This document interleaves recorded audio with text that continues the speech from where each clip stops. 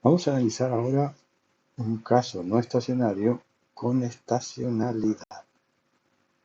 Como acabamos de ver en la teoría, vamos a modelizar la estacionalidad de manera estática. Existe una forma de modelizarla de manera dinámica también, y a veces es necesario hacerlo, pero excede el nivel de este curso.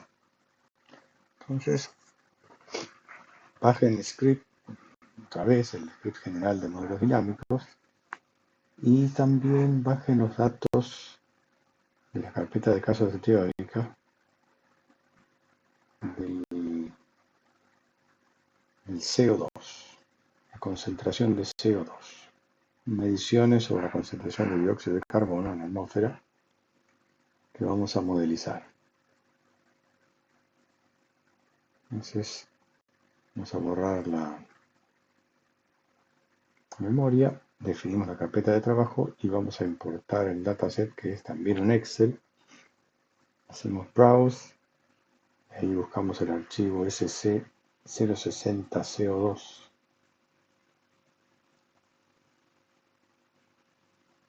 Ya tenemos los datos, pero vamos a recurrir a la hoja DAT.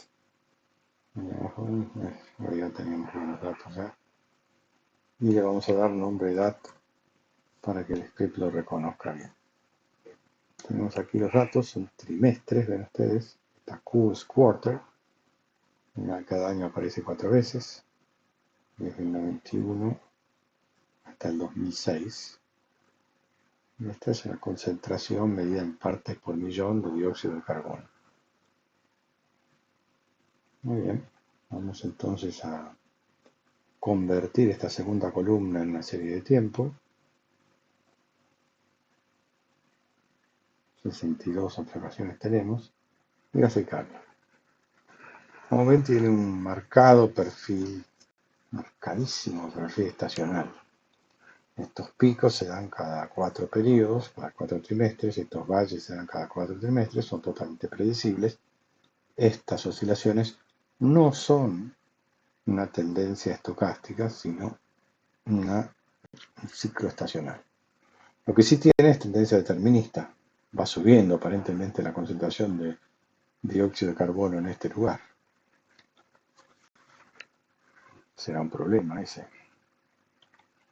Esto es discutible, ¿no? Es decir, con el dióxido de carbono, algunos lo consideran contaminante, pero si fuera un contaminante, tendríamos que eliminarlo de la atmósfera. En ese caso morirían todas las plantas y nosotros también. Es decir, es un tema casi filosófico, pero el dióxido de carbono no puede llamarse un contaminante. Quizá no convenga que suba por encima de determinados niveles, pero es algo que debe mantenerse en todo caso en ciertos rangos. Vamos a tomar la función de autocorrelación y observamos también un típico patrón estacional. Una memoria larga, pero sobre todo, cada 4 trimestres hace un pico mayor a las autocorrelaciones cercanas y que estos picos van bajando gradualmente. Esto nos da la pauta de una variación estacional. Contundentemente, es decir, podemos observarla en el gráfico anterior, pero esto nos da una pauta mucho más contundente. Porque a lo mejor en el gráfico anterior no nos damos cuenta si los valles estaban todos en el mismo trimestre, pero esta función de autocorrelación sí que nos da esa información. Bueno, vamos a asumir que no hay tendencia, que no hay caminatas, no se ven realmente en el gráfico. Podríamos intentar un ensayo de Dickey Fuller, pero vamos a omitirlo por esta vez.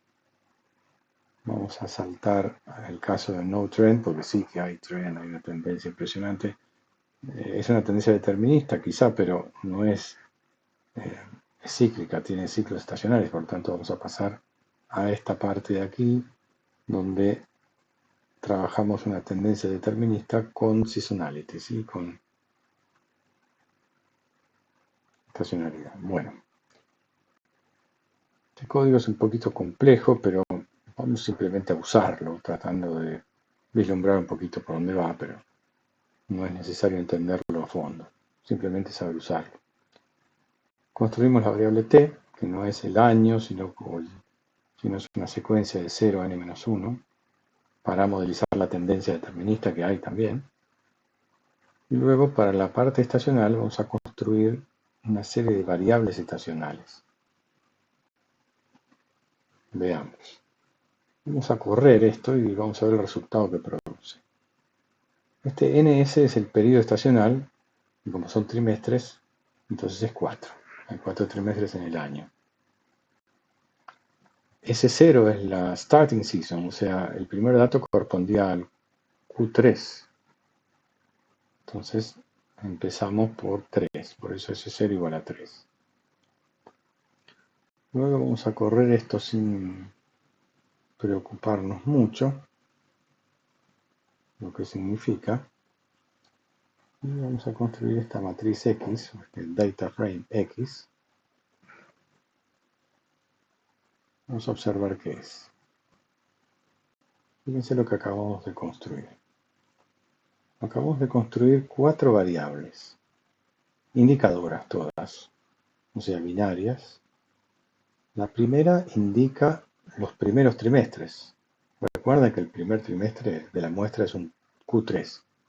Entonces la variable S03 vale 1 cuando se trata de un Q3, un tercer trimestre, y vale 0 en todos los otros. La variable S4 indica los trimestres 4, la variable S01 indica los primeros trimestres, y la S02 los segundos trimestres.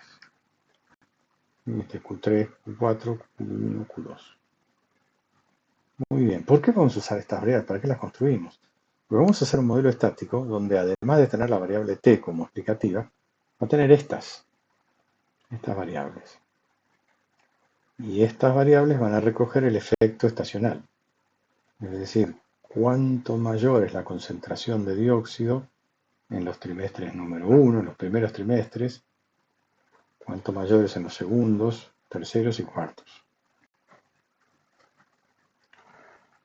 Entonces, tendríamos que empaquetar esta matriz X con la variable t, y para eso vamos a hacer este cbind. Vamos a colocar aquí en X la columna t. Esta es la matriz de las variables explicativas, a la cual se le debe agregar la columna de 1. Si corremos este modelo, así como está,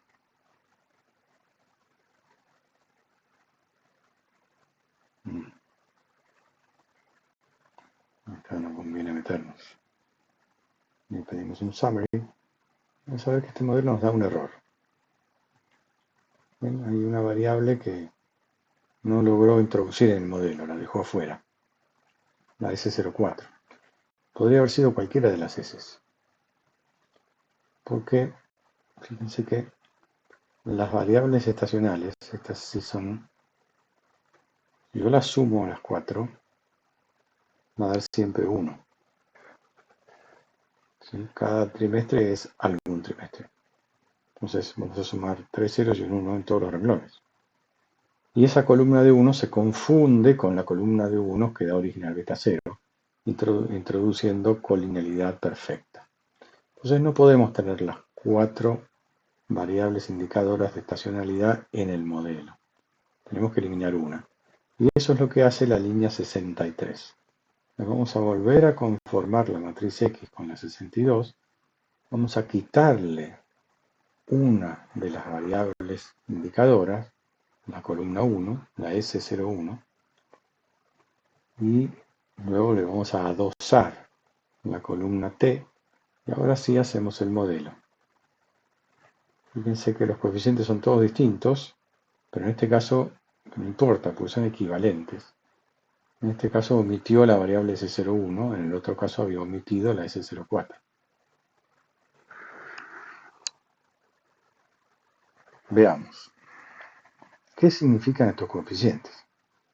T, bueno, T es este coeficiente rescata la tendencia determinista, 0,45. Es el incremento en las partes por millón de dióxido de carbono que se produce cada trimestre, no cada año, cada trimestre, porque la unidad de tiempo es el trimestre, la unidad de análisis. S02, S03, S04, los tres beta estos, indican qué tanto más dióxido de carbono hay en el trimestre correspondiente con respecto a algo, a alguna referencia. Y eso es lo que cambia en este modelo o en este otro. Cambia la referencia, vamos a ver. En el primer modelo, donde habíamos automáticamente, el R omitió la variable 4, el trimestre 4, este trimestre pasa a ser la referencia. Y entonces todos estos coeficientes hay que leerlos en comparación con el trimestre 4, que pasa a ser la referencia por estar omitida. Entonces, esto quiere decir que en el trimestre 1 hay 5 partes por millón más que en el trimestre 4, sistemáticamente. Es el salto estacional. Algo muy parecido pasa en el trimestre 2, 5 también. En el trimestre 3 es negativo, o sea, hay 6,58 partes por millón menos que en el trimestre 4. Entonces, la diferencia entre el trimestre 1 y el 2 es despreciable, pero entre estos dos y el trimestre 3 es 11. Porque esto es 5 para arriba y 6 para abajo. 6 y 7 casi. Eso mismo se observa acá, solo que con otra referencia. Aquí la referencia es el trimestre 1. Por lo tanto, el 2 sale casi 0. De hecho, no es significativo porque, acuérdense, eran casi iguales. El 3 sale menos 11 y pico, menos 12, porque era 6,5 abajo del 4. Pero el 1 era 5 arriba del 4. Por lo tanto, entre estos dos la diferencia era 11,5. 11,5. Y el S04 del trimestre 4 es 5 abajo del 1. El 1 estaba 5 arriba del 4. Es decir, es totalmente equivalente. El R cuadrado es exactamente el mismo. 0,9899. Ya viene bien este modelo estático. Con este modelo estático prácticamente estamos alcanzando un nivel predictivo muy bueno. Este es un caso muy sencillo. En general no pasa esto. El patrón estacional es tan perfecto que, bueno, es un fenómeno físico. Cuando estamos dentro del dominio de la física, estas cosas suelen ocurrir. Si pasamos a las ciencias sociales, se complica. Vamos a graficar esto para entenderlo un poquito mejor. Aquí tenemos los datos. Esta línea roja. Y aquí, corriendo la 68, tenemos el modelo. Fíjense que el modelo estático en este caso no es una mera línea, una recta, sino que es una línea recta más los efectos estacionales que producen esta onda perfecta. En esta onda siempre el salto en el trimestre 1 es exactamente igual en todos los periodos, apoyado sobre una tendencia creciente, por eso los picos son cada vez más altos. Pero la azul es perfecta, tiene una forma perfecta, la roja es la real, es levemente imperfecta. Levemente, porque el R cuadrado ya era 0,99. Bueno, pero hay una pequeña diferencia entre la roja y la azul que vamos a pasar a modelizar. La U entonces se calcula como el residuo del modelo estático este que tenemos azul aquí. O sea, las diferencias entre la roja y la azul una vez más. Y en esto resulta la serie U. Vamos entonces ahora a modelizar la serie U, para lo cual le calculamos la función de autocorrelación, que muestra un decaimiento gradual con 3 autocorrelaciones significativas, lo cual sugiere primariamente un modelo autoregresivo o eventualmente un modelo de MA3, con 3 autocorrelaciones distintas de 0 o significativas. Entonces podemos probar esos dos modelos. Hay muy pocas chances de que el MA3 supere a la R1, si es que la R1 es bueno. Pero vamos a probar los dos. Empezamos por un R1. Si el R1 es bueno, quizá podamos probar un R2 también. Vamos a anticipar eso.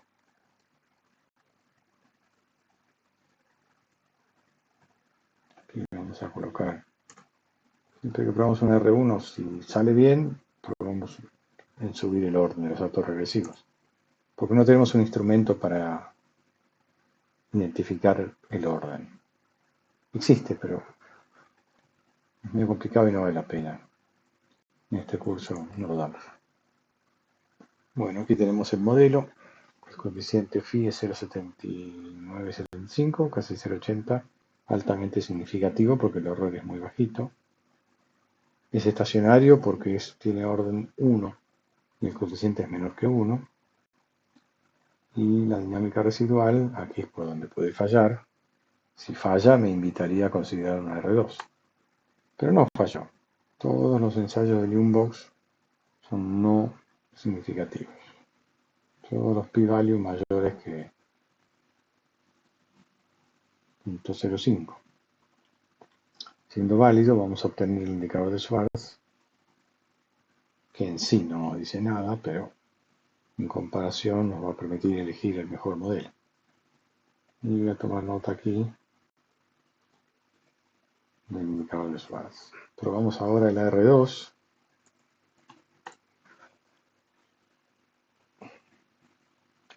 El phi sub 1, 0.70, el phi sub 2, 0.13, 0.14, con un error muy grande, no es estadísticamente significativo, realmente tiene muy pocas chances de éxito, con lo cual lo vamos a saltear.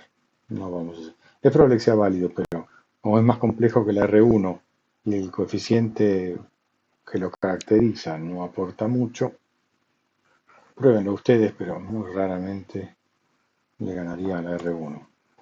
Vamos a la línea 3. La línea 3 tiene sus tres coeficientes θ. Todos aparentemente son estadísticamente significativos porque los errores son bajos con respecto a los valores de los coeficientes. Una buena señal. Como es un modelo de orden 3, necesitamos recurrir a las raíces características y vamos a las raíces características de media móvil, cuyos módulos son los 3 mayores que 1. Por lo tanto, es invertible. También es estacionario por ser un modelo de MA puro. Y vamos a analizar la dinámica residual para terminar de validarlo. No se rechaza en ningún caso, por lo tanto la dinámica residual está eliminada. Siendo un modelo válido, vamos a calcular el indicador de Schwarz.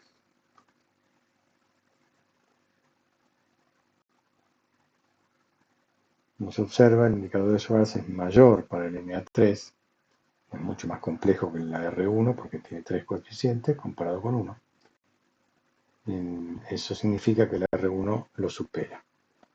Es decir, aquí tenemos entonces el modelo más apropiado, que es una R1 otra vez. Una R1 sobre los residuos del modelo estático.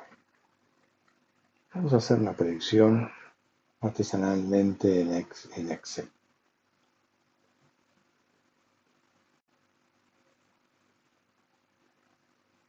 Entonces voy a abrir el archivo Excel que bajamos los datos.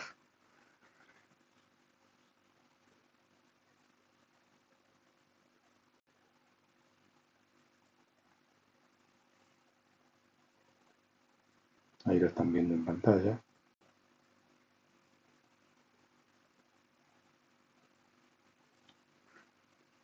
Vamos a tomar nota aquí del modelo, los coeficientes del modelo. Parte estática, tenemos un B0, un B1 correspondiente a la tendencia, B2, B3 y B4 son los coeficientes estacionarios. La parte dinámica tiene un coeficiente phi porque es una R1, y voy a traer desde el R, lo estoy viendo acá el R. Entonces voy a volver a correr el modelo R1, el coeficiente es 0,7975.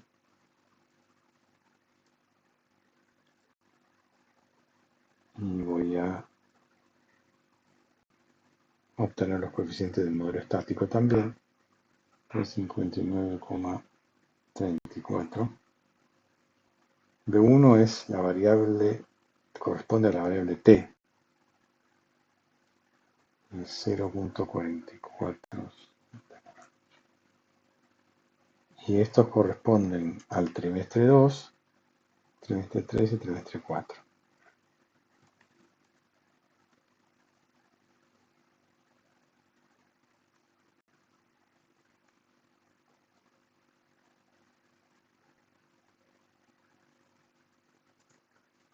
Muy bien, tenemos todos los coeficientes. Vamos entonces a reconstruir primero el modelo estático. Aquí está la variable i.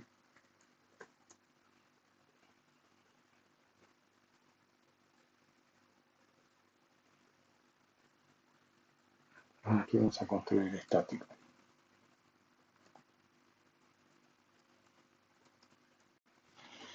Para lo cual necesitamos todas estas variables explicativas, ¿no?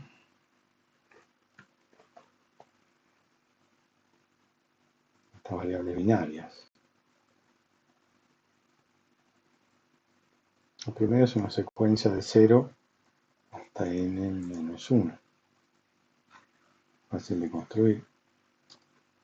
La segunda indica los trimestres número 2. El primero es un Q3, así que aquí vamos a tener un 0. Este es un 4. Este es un Q1. Y este es un Q2, así que va a tener un 1. Después repite.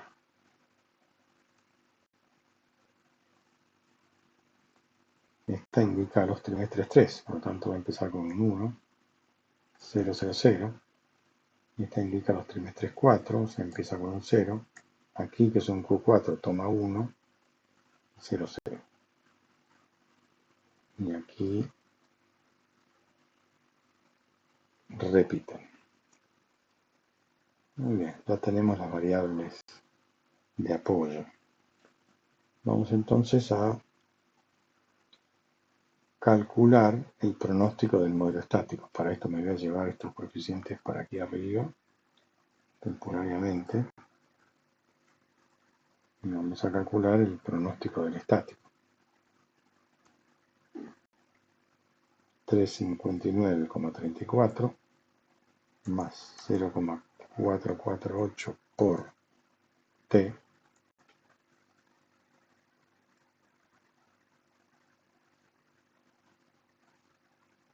más 0,1335 por la S02 en el trimestre 2 más menos 11,5833 por S03 menos 4,99982 por S04. O sea, en el fondo es la combinación lineal clásica de un modelo estático, como lo que conocemos, un modelo lineal.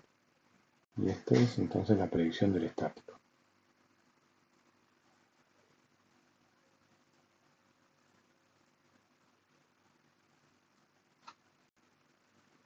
Muy bien, ahora vamos a calcular la U, como residuo, diferencia entre la I, los datos originales, y el pronóstico estático. Fíjense que son valores pequeños, porque claro, el modelo estático alcanzaba un 99% de recuadrado, explicaba casi todo, los residuos que quedan son muy chiquitos. Este es un caso en el que con el modelo estático podría ser suficiente, pero vamos a hacerlo. Vamos a pronosticar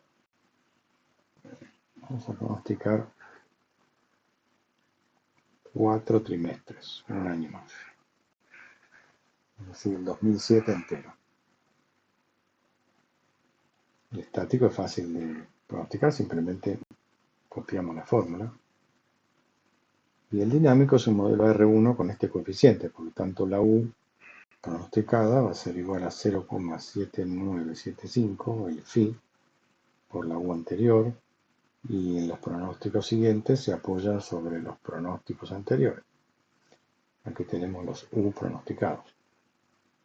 Todos estos son pronósticos estáticos primero y dinámicos después. Para pronosticar la I, entonces sumamos ambos.